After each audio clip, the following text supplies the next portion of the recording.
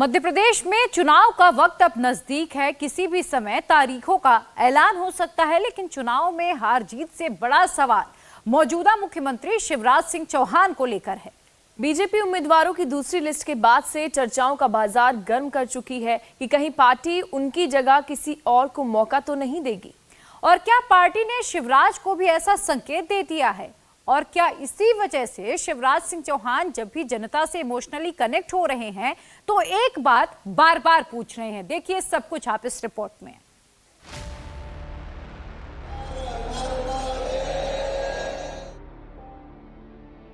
शिवराज सिंह चौहान क्यों दे रहे विदाई भाषण?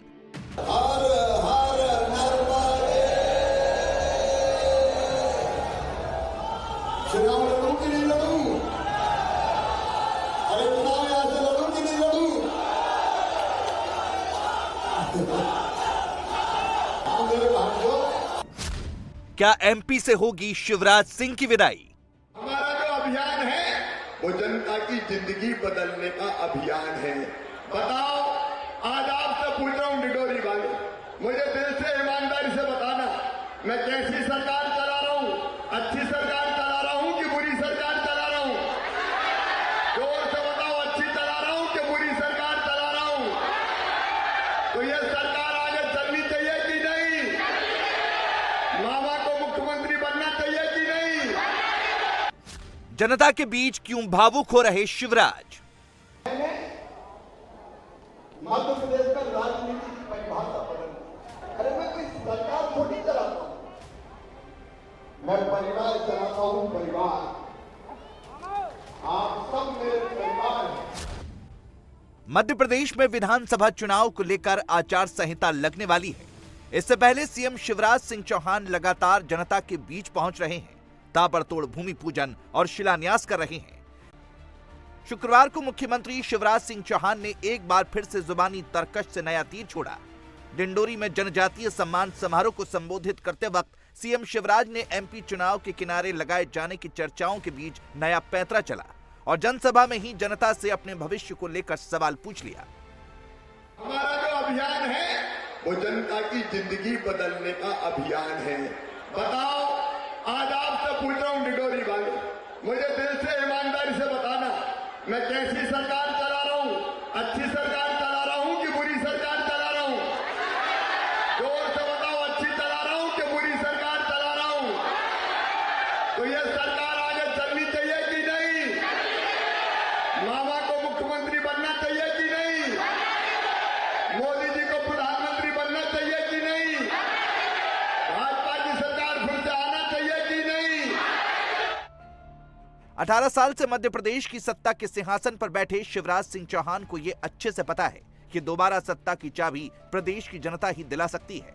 इसीलिए वो जनता के दरबार में ही हाजिरी लगाने में जुटे हैं और जनता से इमोशनल कनेक्ट करने की कोशिश में है। ऐसा ही कुछ सीहोर में भी देखने को मिला था, जहां उन्होंने जनता के बीच कुछ ऐसा कहा था जिसके बाद तरह तरह के कयास लगाए जाने लगे थे। ऐसा भैया मिलेगा नहीं, जब मैं चला जाऊंगा तब याद होगा।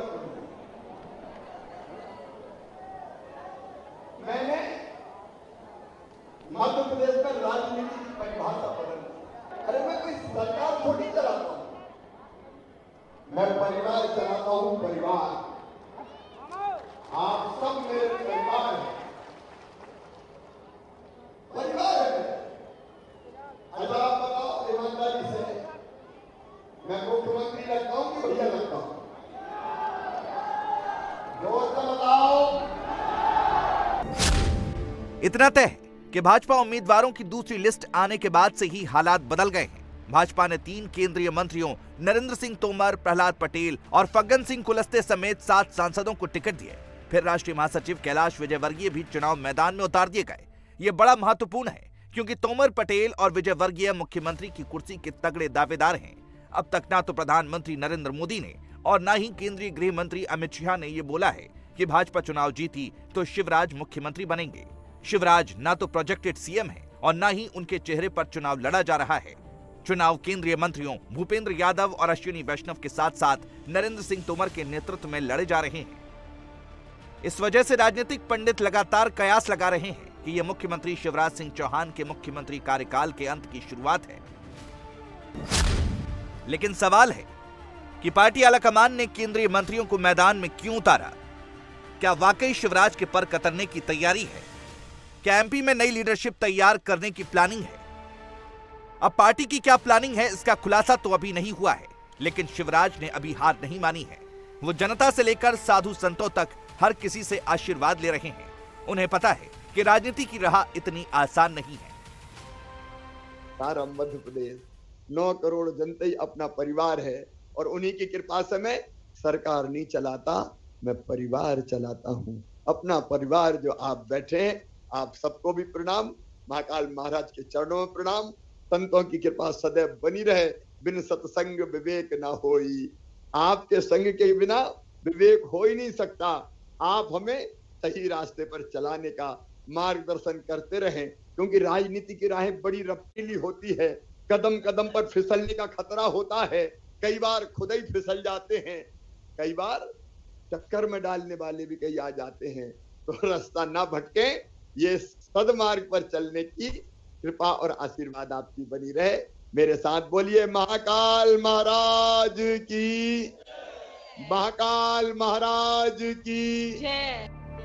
भले ही मध्य प्रदेश का चुनाव इस बार बीजेपी शिवराज के चेहरे पर नहीं लड़ रही, लेकिन शिवराज अपनी सरकार के 18 साल के कामों को लेकर जनता के दरबार में पहुंचे हैं और अपने 18 साल और कांग्रेस की सरकार के कंपैरिजन करने से भी नहीं चूक रहे। एक जमाना था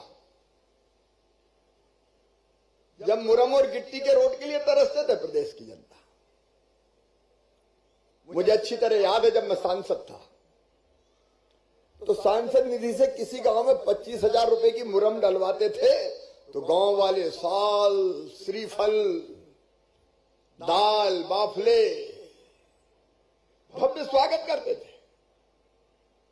कहते थे 25,000 रुपया मिल गए गांव को। एक वो युग था। मैंने पिछले दिनों कहा था भोपाल में इक्के तांगे चलते थे। अब तांगे से लेकर मेट्रो तक का सफर तय किया है मध्य प्रदेश ने। कांग्रेस के जमाने में टूटी फूटी आईटीआई टपरों में चलती थी। टपरों वाली आईटीआई से ग्लोबल स्किल पार्क का सफर हमने तय किया है। अब चारों तरफ विकास देखिए। आज सचमुच में मैं गर्व से भरा हूं, गौरव से भरा हूं, आनंद से भरा हूं, प्रसन्नता से भरा हूं। जो कल्पना ने की थी वो किया है। कहां था मध्य प्रदेश, आज कहां पहुंचा। मध्य प्रदेश में अब चुनाव को ज्यादा समय नहीं बचा है। यहाँ कांग्रेस और बीजेपी के बीच कांटे की टक्कर है, लेकिन एक टक्कर बीजेपी के अंदर भी है। क्या मोदी के चेहरे पर एमपी का चुनाव लड़ा जाएगा, या शिवराज ही रहेंगे चेहरा, या फिर किसी और को मिलेगा मौका? ये बड़ा सवाल है। इंडिया टीवी हर वक्त हर जगह डाउनलोड करने के लिए सर्च करें India TV news Google play store या ऐप स्टोर पर।